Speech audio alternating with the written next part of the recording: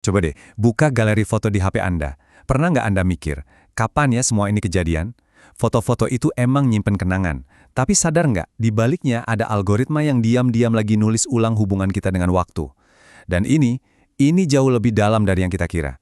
Ini mengubah cara kita memandang realitas itu sendiri. Oke, jadi begini perjalanan kita untuk membongkar ini semua. Pertama, kita akan kembali ke dasar. Gimana sebuah foto dulunya adalah bukti yang nggak bisa diganggu-gugat. Lalu kita lacak momen penting pas waktu mulai diubah jadi data di ponsel kita. Habis itu, kita masuk ke era yang lebih gila lagi. Dari sekedar dokumen, jadi simulasi total.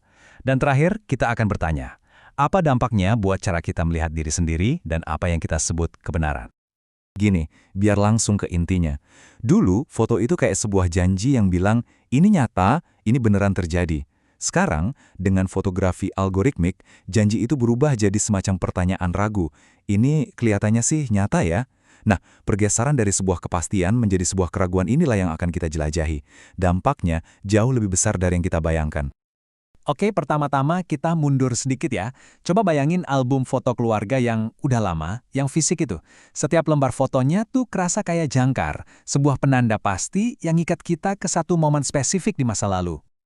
Ada seorang filsuf namanya Roland Barthes yang punya cara keren banget buat menjelasin ini. Dia bilang sebuah foto itu bukan cuma gambar, tapi sebuah sertifikat kehadiran. Ya, kayak akta kelahiran untuk sebuah momen. Bukti tak terbantahkan kalau kakek nenek kita pernah muda, atau kalau liburan itu emang beneran terjadi.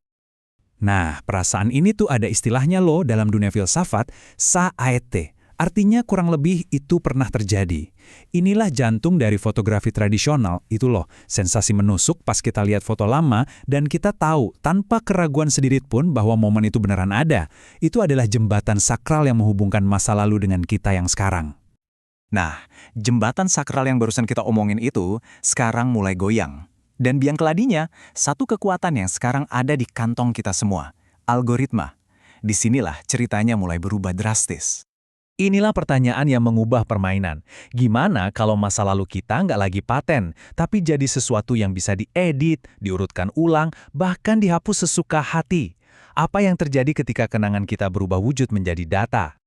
Awalnya kelihatannya sepele banget, cuma fitur-fitur di HP kita, kayak timestamp, geotag, folder yang otomatis diurutin, atau fitur kenangan yang tiba-tiba dibikinin sama AI.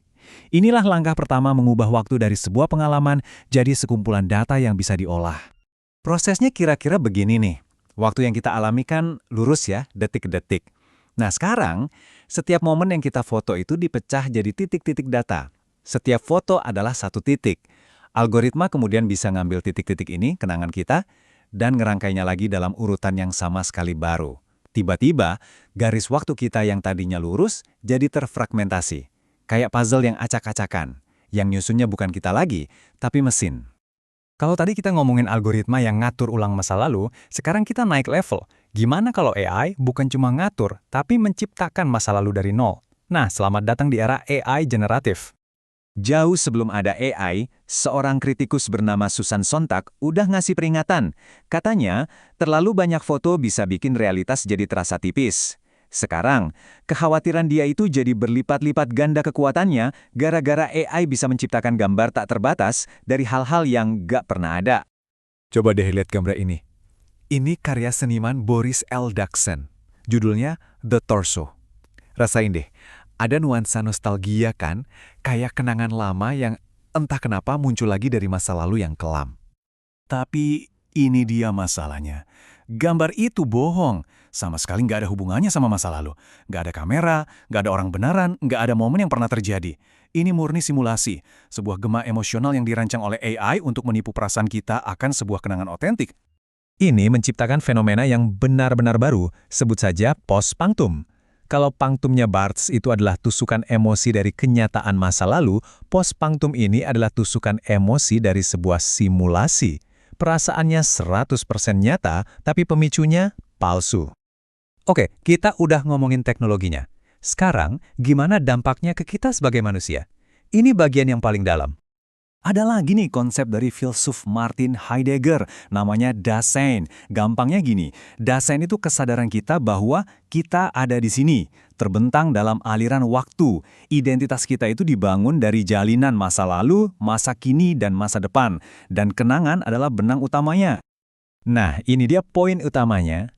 Dasein kita, rasa keberadaan kita itu, sekarang lagi dibentuk ulang. Cara kita memahami waktu dan diri kita nggak lagi murni dimensi manusia. Sekarang ada dimensi komputasionalnya, di mana ingatan kita disajikan, bahkan dikonstruksi oleh kekuatan non-manusia. Oke, sebagai penutup, mari kita coba tarik benang merah dari semua ini dan lihat apa artinya buat masa depan kita bersama. Jadi, inilah inti pergeserannya. Dulu, fotografi itu tugasnya merekam waktu. Sekarang, fotografi itu secara aktif membangun waktu, bahkan membangun realitas itu sendiri.